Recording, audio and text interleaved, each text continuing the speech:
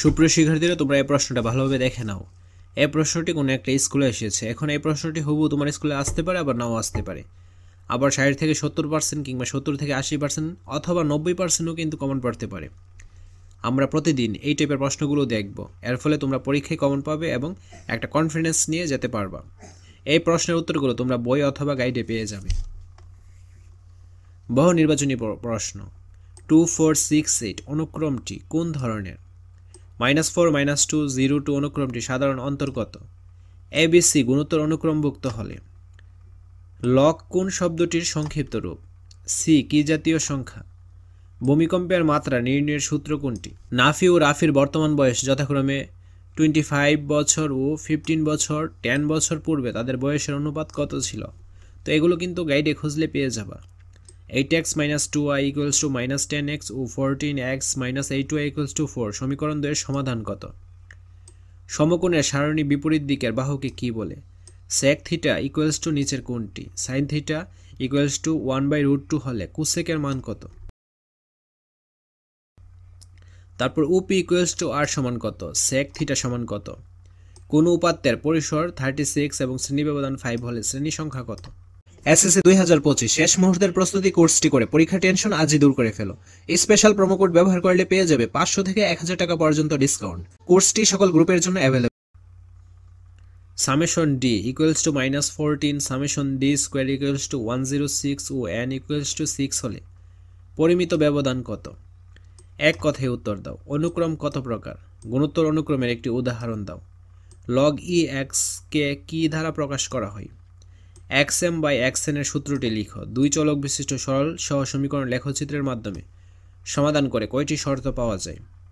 cot θ = 5/13 হলে tan θ এর মান কত? ডিগ্রি ও মিনিটের মধ্যে সম্পর্ক লেখো। আদর্শ অবস্থানে 1, 2 বিন্দু সাপেক্ষে sin θ = কত?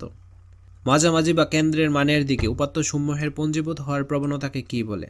তথ্যসারির প্রতিটি মান হতে এদের গাণিতিক গড়ের বিচ্যুতি সমষ্টি কত?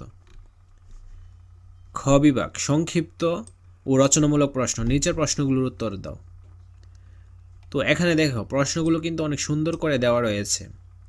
এগুলো তোমরা গাইড থেকে অ্যান্সারটা বের করে প্র্যাকটিস করে নেবে, ঠিক আছে?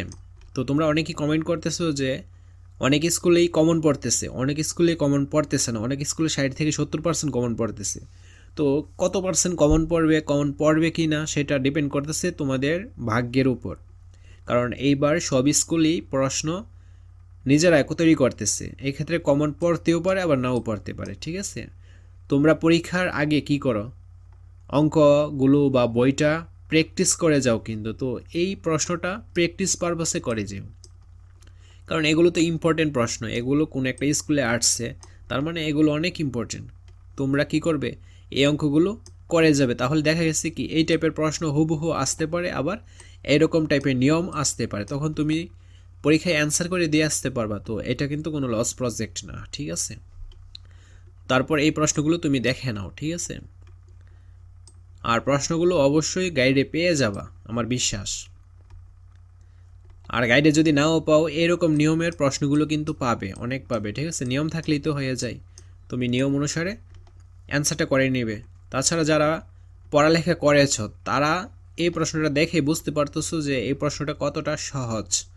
আর তোমাদের পরীক্ষায়ও সহজ প্রশ্নই আসবে, কোনো কঠিন টাইপের প্রশ্ন আসবে না।